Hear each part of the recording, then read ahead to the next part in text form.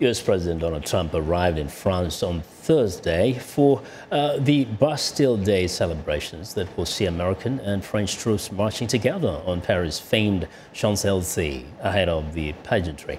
Mr. Trump will try to find common ground on issues of Syria and counterterrorism in an otherwise strained relations with the new French President Emmanuel Macron.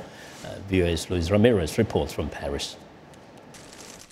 It was a handshake that went viral back in May, a young new French leader conveying a message that France would stand up to President Trump and his America First policy. Analysts say this next meeting promises to be a civil encounter most of the time.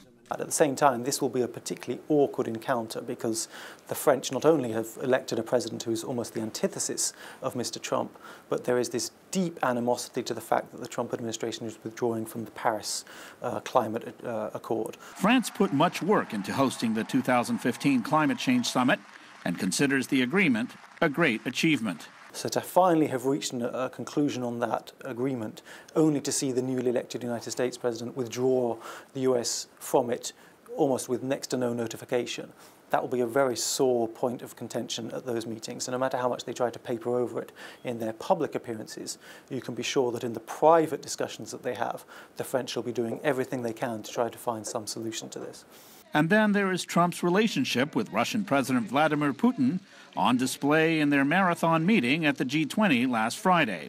France, along with the rest of Western Europe, is nervous. There's nothing that's happened there, I think, in substantive terms, which we should worry about a lot. But the process, the language, the way in which she seems very ready to use quite harsh language against allies and more reluctant to use harsh allies against Russia, makes people think, well, a few months down the line, are we going to see an American initiative on Syria or on Russia or on Ukraine or somewhere else, agreed with the Kremlin before it's been discussed with people in Paris or Berlin or indeed London?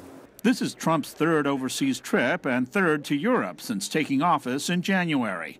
During his visit, Trump will take part in Bastille Day celebrations. Talks with Macron are expected to cover Syria and counterterrorism, areas where agreement is easy.